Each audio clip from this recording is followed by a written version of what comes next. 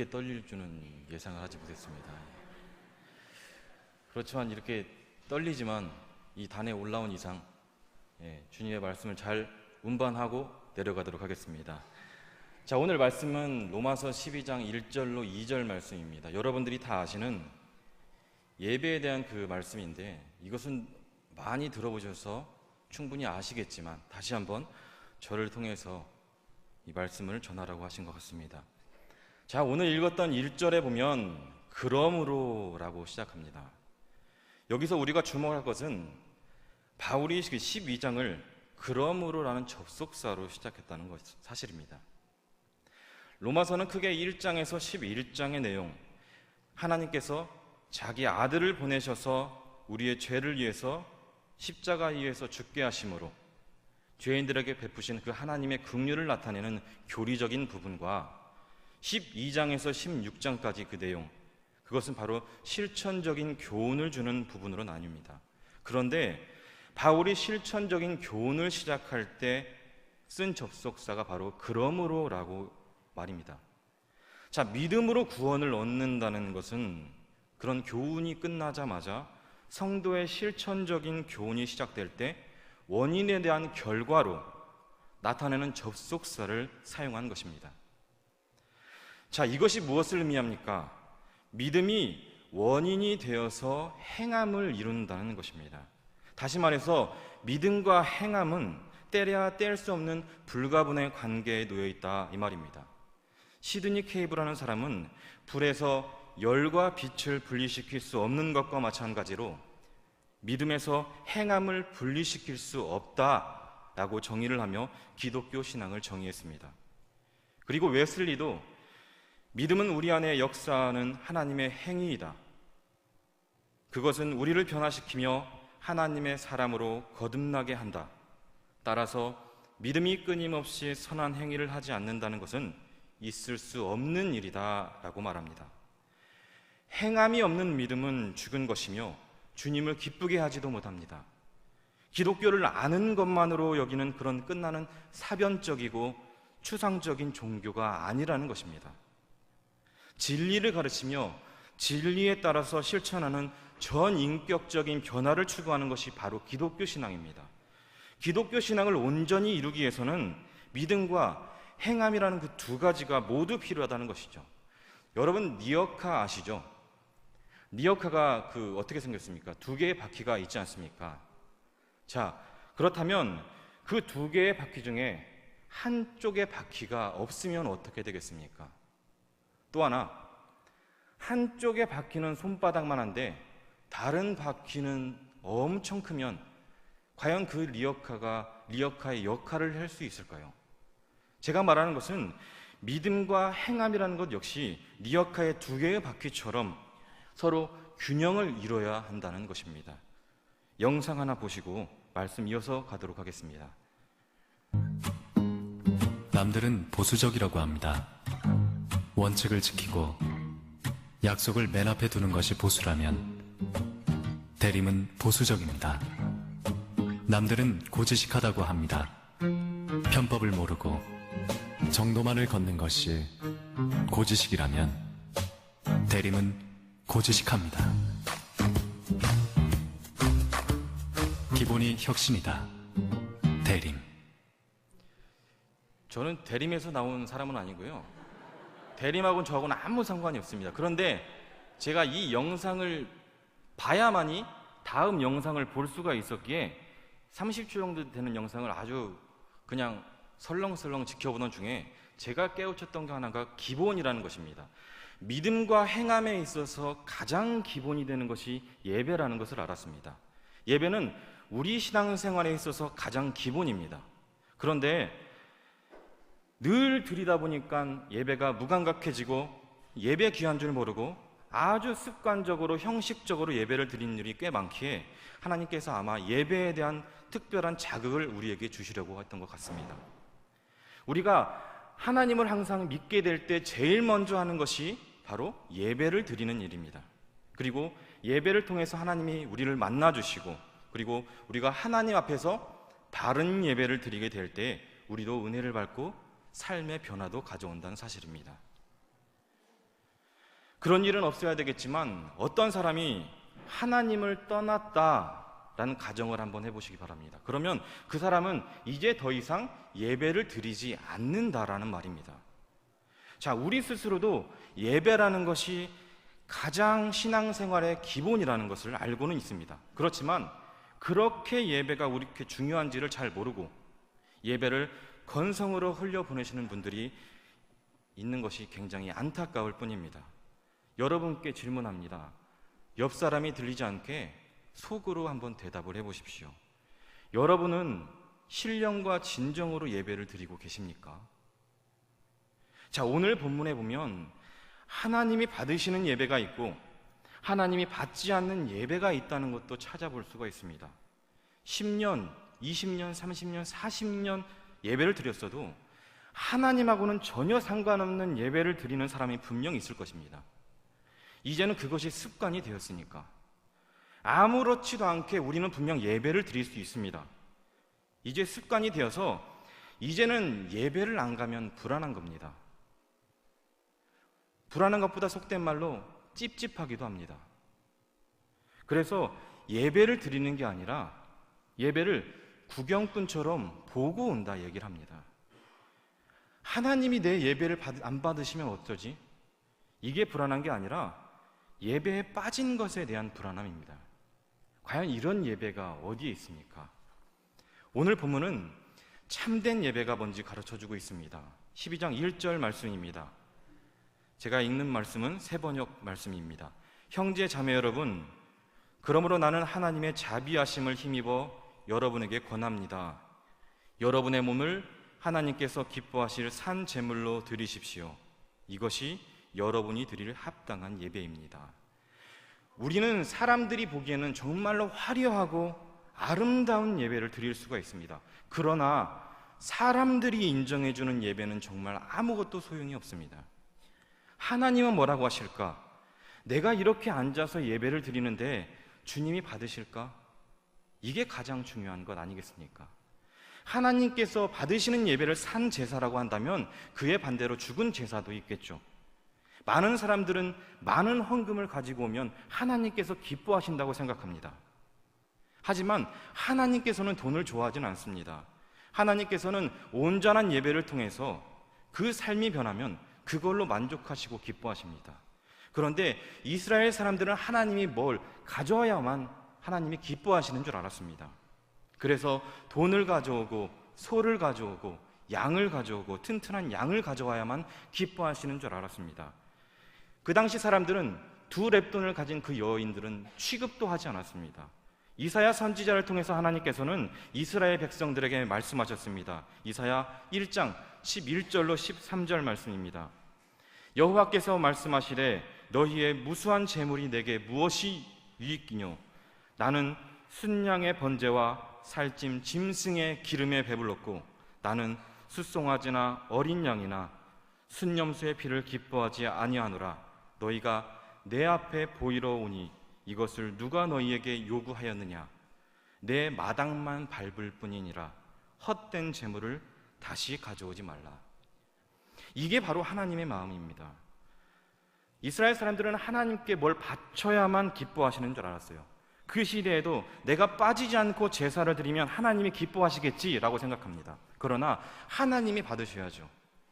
이미 그것이 굳어진 예배라면 그것은 더 이상 예배가 아닙니다.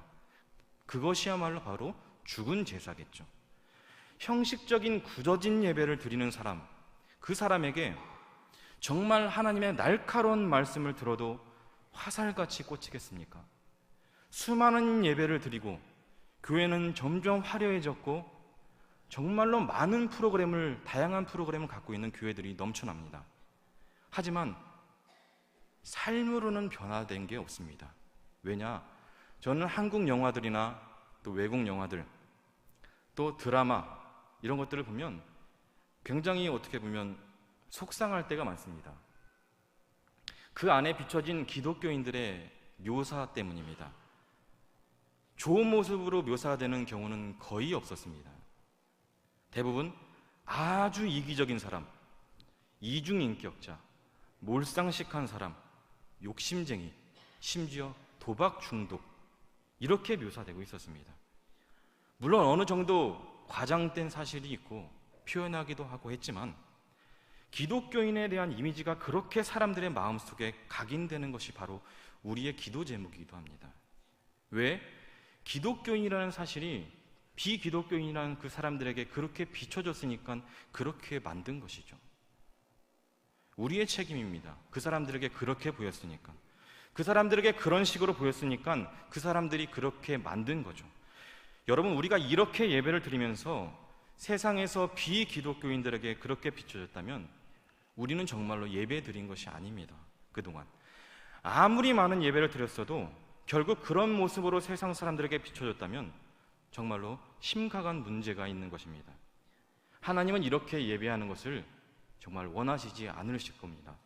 미가 선지자는 그 시대 사람들에게, 거짓된 예배를 드리는 사람들에게 이렇게 얘기합니다. 미가서 6장 6절로 8절입니다. 내가 무엇을 가지고 여호와 앞에 나아가며 높으신 하나님께 경배할까? 내가 번제물로 1년 된 송아지를 가지고 그 앞에 나아갈까? 여호와께서 천천의 순양이나 만만의 강물 같은 기름을 기뻐하실까? 내 허물을 위하여 내 마다들을, 내 영혼의 죄로 말미암아 내 몸의 열매를 드릴까? 사람아, 주께서 선한 것이 무엇임을 내게 보이셨나니 여호와께서 내게 구하시는 것은 오직 정의를 행하며 인자를 사랑하며 겸손하게 내 하나님과 함께 행하는 것이 아니냐. 미가 선지자는 깨달았습니다. 천천의 순양과 만만의 강 같은 기름을 기뻐하시는 게 아니라 네가 정말 의로운 삶을 살았느냐, 하나님의 말씀을 정말 사랑하고 붙잡고 순종했느냐, 이것이 중요하다는 것이죠. 다음 영상 하나 보시고 말씀을 이어가도록 하겠습니다. 우리 모두는 일주일에 168시간을 살아갑니다. 그 중에 1시간은 주일 오전에 교회에 가서 예배를 드리죠. 그렇게 예배를 드리고 나면 우리는 종교적 의무를 다한 것에 대한 만족감을 누리고 있습니다. 일주일에 단 1시간 헌금도 했고 예배의 자리에 앉아 있었고 기도도 했으니 내 삶에 어떤 변화가 일어나리라 생각합니다.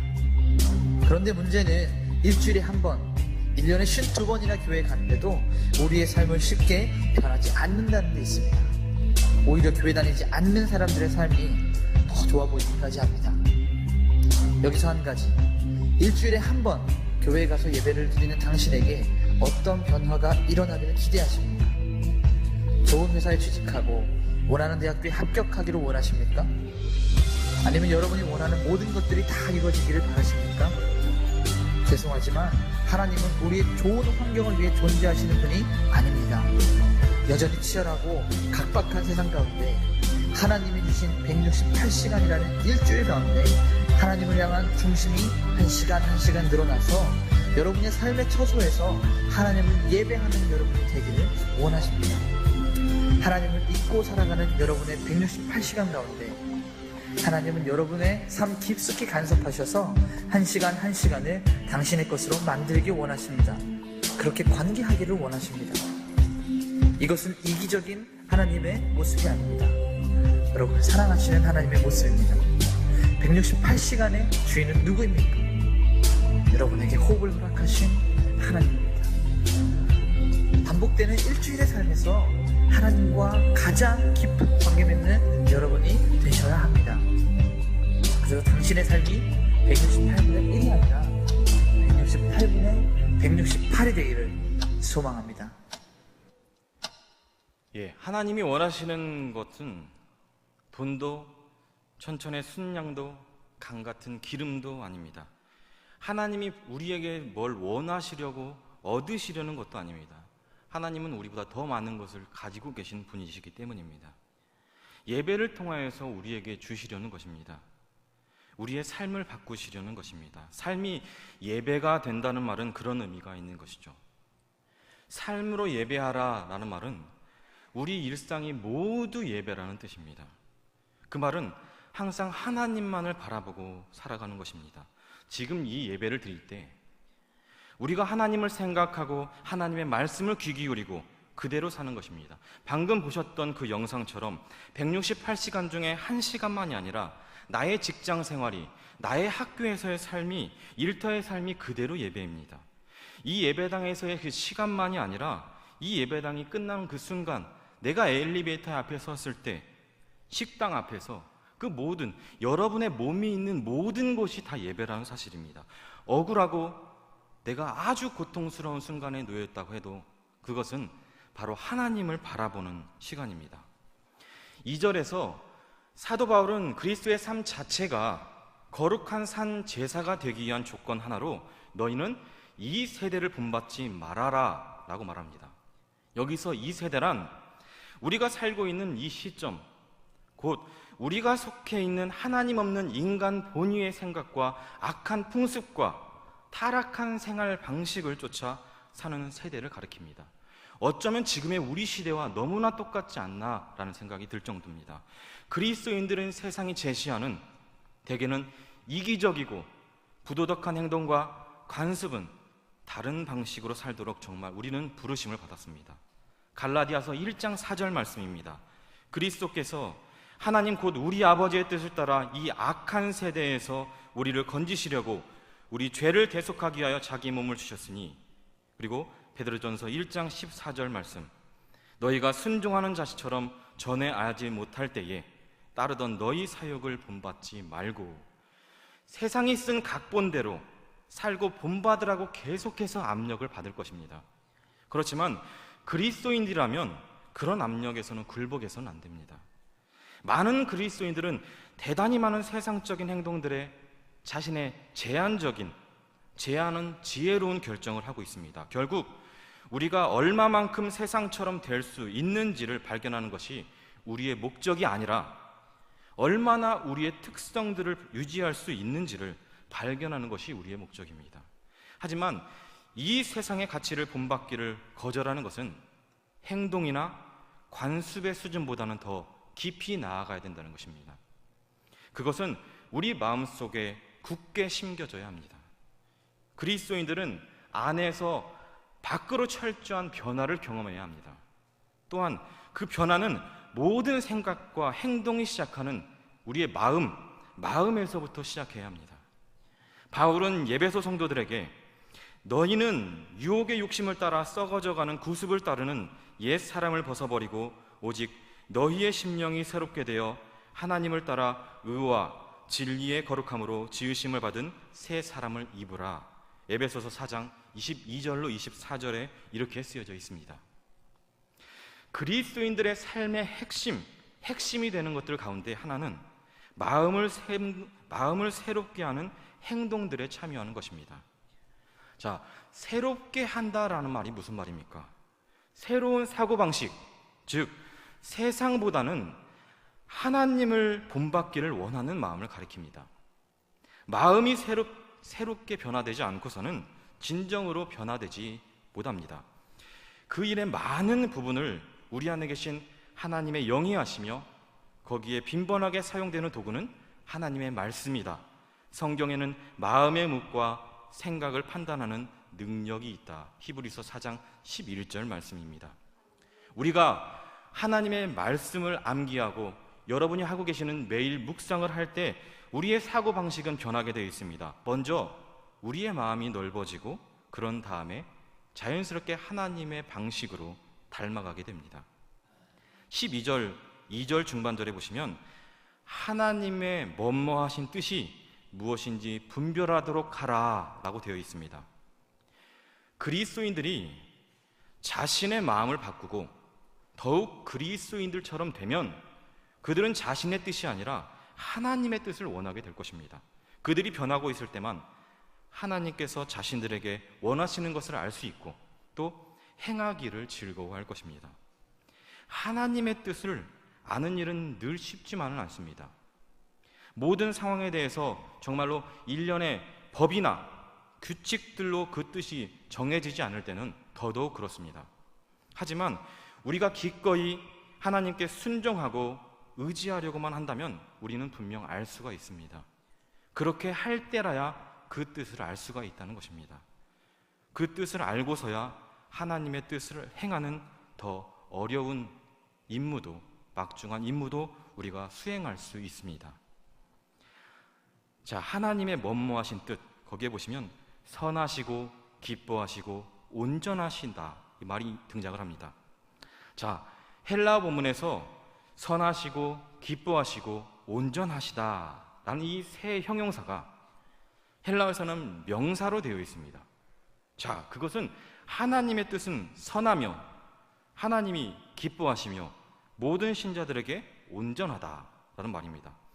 변화된 그리스도인들은 하나님의 뜻을 알고 행하며 또한 하나님께서 자신들을 위해 계획하신 것이 선하며 하나님을 기쁘게 하며 자신들에게 온전한 것임을 아는 것이죠.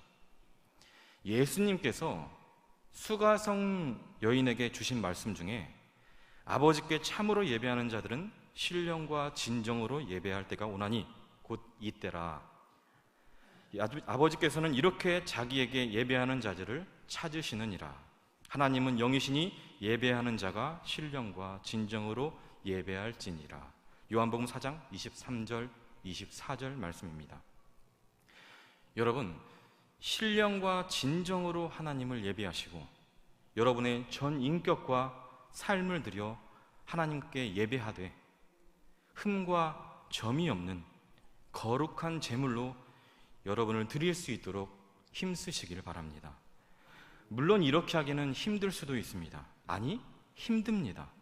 하지만 조금씩 나를 위해서, 나 자신만을 위해서 사용했던 그 시간을 조금씩 내어드리다 보면 아까 영상에서 본 것처럼 일주일이라는 168시간이라는 일주일의 시간 중에 1시간만을 주님을 생각했던 그 시간이 나도 모르게 조금씩 내어드리다 보면 168시간 모두가 온전히 주님을 위해서 분명 사용되어질 것입니다. 그렇게 되기를 바라고 주님의 이름으로 소망합니다. 기도하겠습니다.